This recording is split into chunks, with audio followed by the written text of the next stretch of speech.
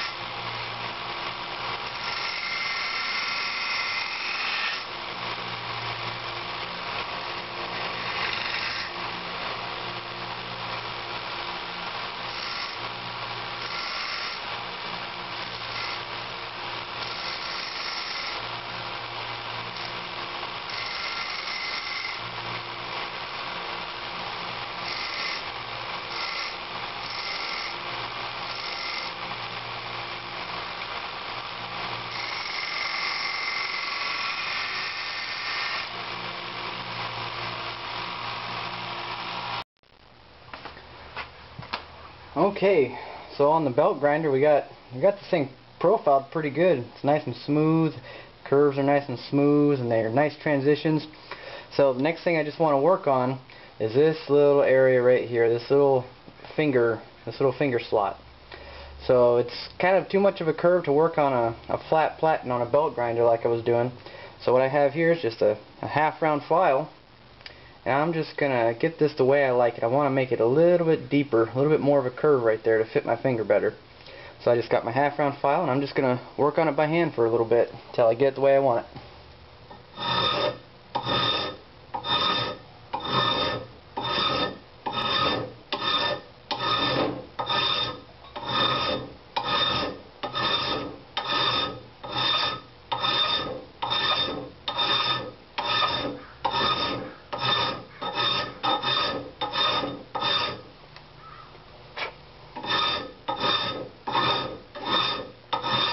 Now you can kind of see I'm focusing on this area right in here because I want to make this deeper. I want to bring that down so it fits my finger a little bit. So I'm going to focus mainly in the center of this little finger hole, but I want to make it even.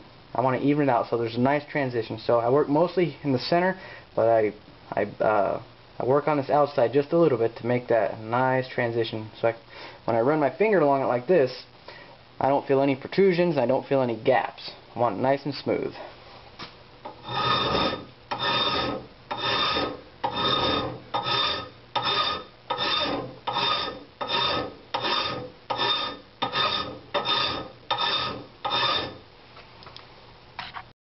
Okay, we got our hand filed Spanish notch right here, and with that concludes our profiling.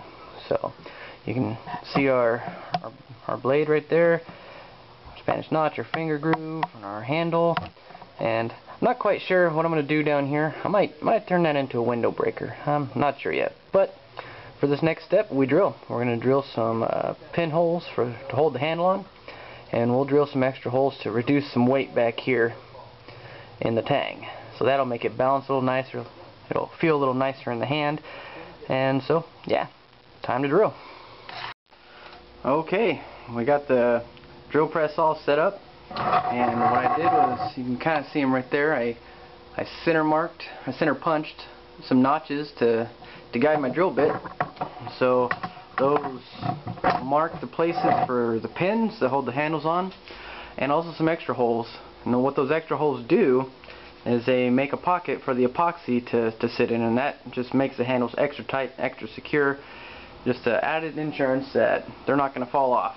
So here we go. And when doing this, always wear safety glasses. Steel sometimes likes to fly, and you don't want to mess with your eyes. So, and use oil. I like to use WD-40 when you're drilling.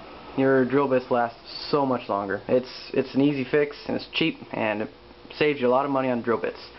So here we go.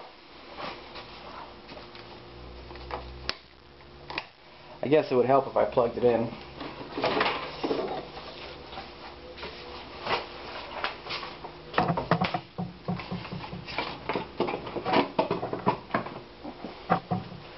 Okay, we're plugged in.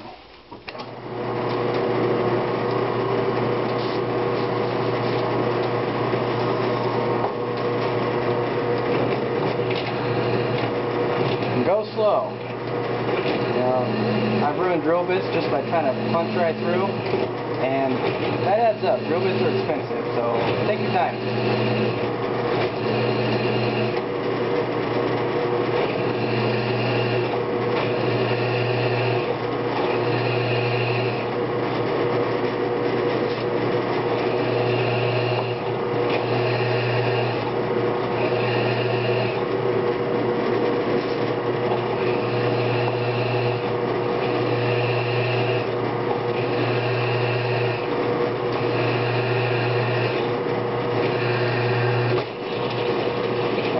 That means we're through. Now we reposition, move on to the next hole. Okay, we got our holes drilled. You can see them in the handle right there.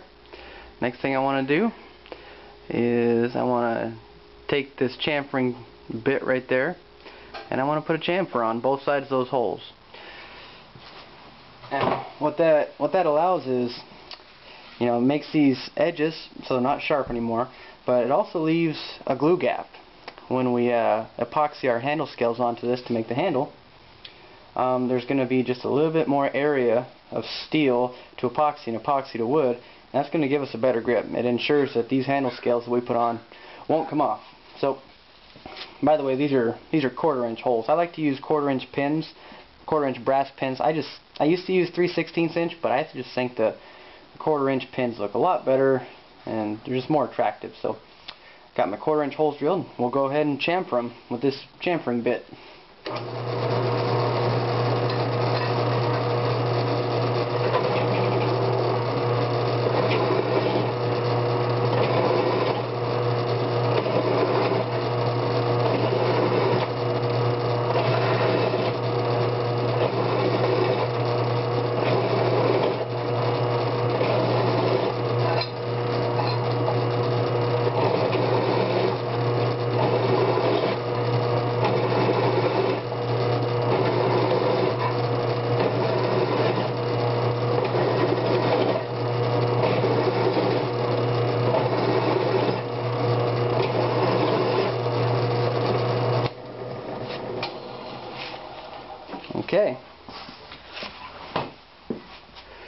Okay, there, I don't know if you can see that. Let me back up a little bit. You can kind of see that chamfer in every one of them little holes. That's what we're looking for. Okay, so here's our knife profile. This is our finished blank. We got knife profile, got a nice shape, got our holes drilled and chamfered. Now, next step, what I'm going to do is it's time to smooth it out. I don't know if you can see it on the camera, it doesn't show it real well, but we still have a rough surface, a rough grind on all these flat surfaces. So next thing I want to do is I want to take my sandpaper and I start, you know, probably around 80 grit, and I get all these scratches out. Move up, you know, incrementally until I get to about a 220 grit finish on both sides of this and on the edges. So I'll use the belt grinder for the edges because that works faster, but for these flat parts, it's all hand sanding. But anyways, that's for another video. I'm running out of time here. So yeah, that's how you profile a blank for a knife that you're making. So any questions, leave it in the comments. And remember, like, share, subscribe if you like what you see, because I will have more videos forthcoming. So, and we're going to finish this knife. So stay tuned and come back later. Thanks.